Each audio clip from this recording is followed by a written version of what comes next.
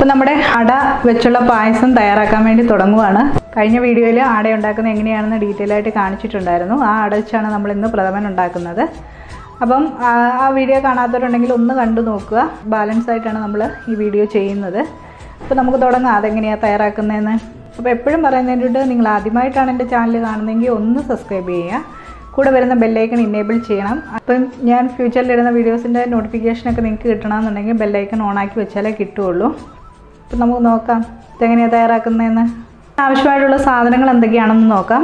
നമ്മളിവിടെ അടപ്രഥമനാണ് തയ്യാറാക്കുന്നത്. അപ്പോൾ ഞാൻ കുറച്ച് സാധനങ്ങൾ ഇവിടെ എടുത്തു വെച്ചിട്ടുണ്ട്.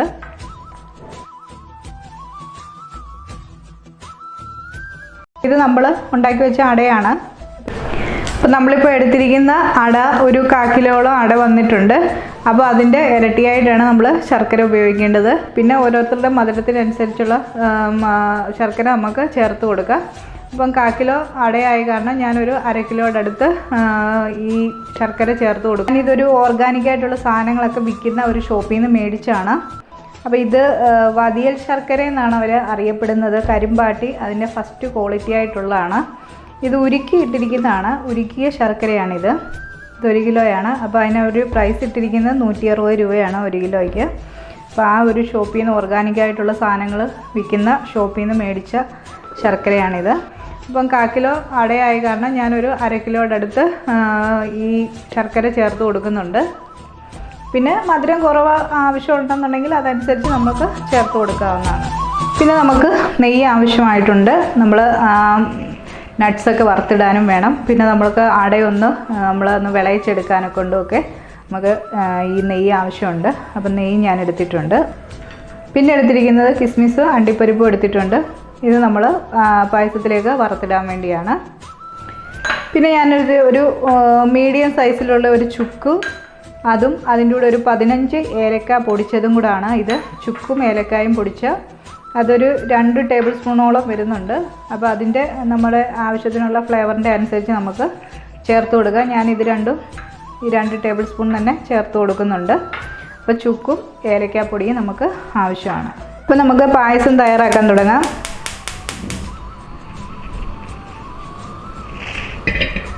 അതിനുവേണ്ടി ചൂടുകട്ടിയുള്ള ഒരു പാത്രം വെച്ച് കൊടുക്കുക. ഞാനൊരു ഉരുളിയാണ് വെച്ച് കൊടുക്കുന്നത്. അപ്പോൾ ഉരുളി ഇവിടെ ചൂടായിട്ടുണ്ട്. അതിലേക്ക് നമുക്ക് 1 ടേബിൾ സ്പൂൺ നെയ്യ് ചേർത്ത് കൊടുക്കാം. നമ്മുടെ ആ 1 1.5 നമുക്ക് ഒഴിച്ചു കൊടുക്കാം. നമ്മുടെ അടയൊന്ന് വഴറ്റിയെടുക്കാനെ കൊണ്ടാണ്. അപ്പം നെയ്യിലേക്ക് നമുക്ക് ഈ ഉണ്ടാക്കി വെച്ചിരിക്കുന്ന അടയൊന്ന് ചേർത്ത് കൊടുക്കാം.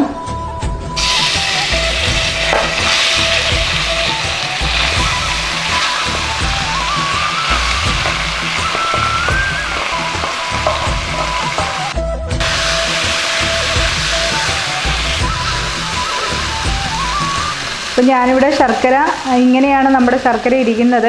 അപ്പോൾ ഒന്നൊന്ന് പാനിയായി കിട്ടാൻ വേണ്ടി ഞാനിത് അടുപ്പിലോട്ട് വെച്ചിട്ടുണ്ട്. അപ്പോൾ നമ്മുടെ അടയൊന്ന് വഴന്ന് വന്നിട്ടുണ്ട്. നമ്മുടെ ശർക്കര ഇവിടെ ഉരുകിയിട്ടുണ്ട്. അപ്പോൾ അവർ പറയുന്നത് അരിക്കൊന്നും വേണ്ട, ഒന്നും ഇല്ലെന്നാണ് പറയുന്നത്. എന്നാലും നമ്മൾ നോക്കാമല്ലോ, ഒന്ന് അരിച്ച് നോക്കാം എങ്ങനെയുണ്ട്, അതിനകത്ത് വല്ല അഴുക്ക് വല്ലതും ഉണ്ടായിരുന്നോ നോക്കാം. അപ്പോൾ ഈ ഉരുക്കിയ ശർക്കര ഞാൻ ഇതിലേക്ക് ഒഴിച്ചു കൊടുക്കുവാണ്. അപ്പോൾ ഇതിലേക്ക് ശർക്കര ഒഴിച്ചു കൊടുക്കാം.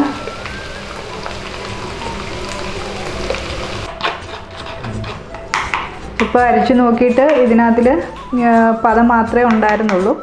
അല്ല നമ്മൾ കറുത്ത ശർക്കര എടുക്കുന്ന രീതിയിൽ കല്ലും കട്ടയൊന്നും ഇതിനകത്തിൽ ഉണ്ടായിട്ടില്ല. അപ്പോൾ ഇനി ശർക്കരയിൽ കിടന്ന് വേണം ഈ അട നന്നായിട്ടൊന്ന് മിക്സായി വരണം. അപ്പോൾ നമ്മുടെ അട ഇപ്പോൾ വെന്തിട്ടുണ്ട്. നമ്മൾ ഇപ്പോൾ വേവിച്ചാണല്ലോ എടുത്തത്.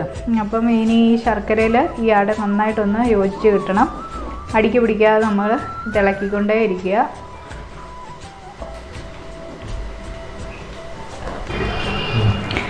അപ്പോൾ നമ്മുടെ ശർക്കരയിൽ നമ്മുടെ അട നന്നായിട്ട് മിക്സ് ആയിട്ടുണ്ട്. ഒന്നുപോലും ഒട്ടിപ്പിടിച്ചിട്ട് പോലും ഇല്ല. എല്ലാം നല്ല അതേപടി കിടപ്പുണ്ട്. അപ്പോൾ നമുക്കിനി ഇതിലേക്ക് തേങ്ങാപ്പാൽ ചേർത്ത് കൊടുക്കാം. 2ാം പാലാണ് ഇനിയിപ്പോൾ ഞാൻ ചേർത്ത് കൊടുക്കുന്നത്.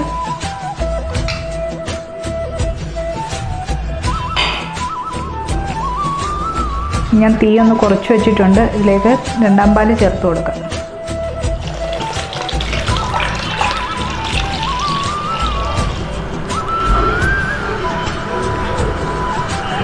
അപ്പോൾ നമ്മുടെ തേങ്ങാപ്പാലൊക്കെ ഒന്ന് കുറുകാൻ തുടങ്ങിയിട്ടുണ്ട്. നമുക്കിതിലേക്ക് പൊടിച്ചു വച്ചിരിക്കുന്ന ചുക്കും ഏലക്കായും പൊടിച്ചത് ചേർത്ത് കൊടുക്കാം.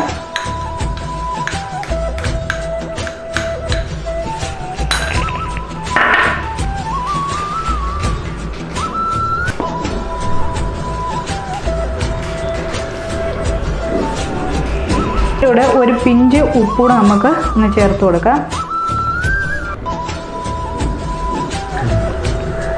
അപ്പോൾ നമ്മുടെ പ്രഥമൻ ഏകദേശം റെഡി ആയിട്ടുണ്ട്. അപ്പോൾ ആ സമയം കൊണ്ട് നമുക്ക് കിസ്മിസും അണ്ടിപ്പരിപ്പും വറുത്തിടാം. അപ്പോൾ ഞാൻ ഇതിലേക്ക് നമ്മുടെ 1-ാം പാല് ചേർത്ത് കൊടുക്കാം.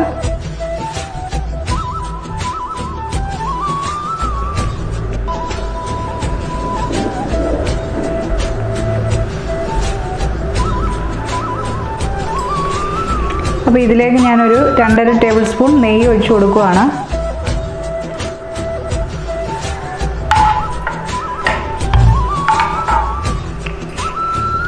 അപ്പോൾ നമ്മുടെ പായസം ഇവിടെ റെഡി ആയിട്ടുണ്ട്.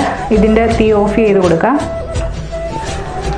അപ്പോൾ നമ്മുടെ നെയ്യ് ചൂടായി കഴിയുമ്പോൾ അതിലേക്ക് നമുക്ക് അണ്ടിപ്പരിപ്പ് ചേർത്ത് കൊടുക്കാം.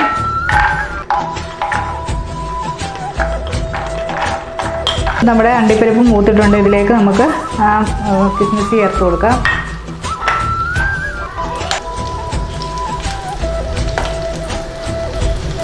ഇപ്പോൾ അണ്ടിപ്പരിപ്പും കിസ്മിസും ഇവിടെ മൂത്തിട്ടുണ്ട്. ഞാൻ തീ ഓഫ് ചെയ്തു. ഇത് നമുക്ക് പായസത്തിലേക്ക് ചേർത്ത് കൊടുക്കാം.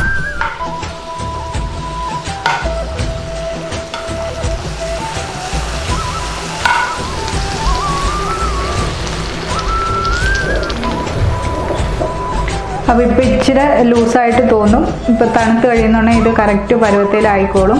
അങ്ങനെ നമ്മുടെ ട്രഡീഷണൽ ആയിട്ടുള്ള അട ഉണ്ടാക്കി അടപ്രഥമൻ ഇവിടെ റെഡി ആയിട്ടുണ്ട്. ഇനി നമുക്കിതൊരു കുറച്ചൊന്ന് തണുത്തതിന് ശേഷം സെർവിങ് ഡിഷിലേക്ക് നമുക്ക് മാറ്റാവുന്നതാണ്. നമ്മുടെ പ്രഥമൻ ഇവിടെ റെഡി ആയിട്ടുണ്ട്. നമ്മൾ തന്നെ ഉണ്ടാക്കിയ അട വെച്ചുണ്ടാക്കിയ പ്രഥമനാണ്.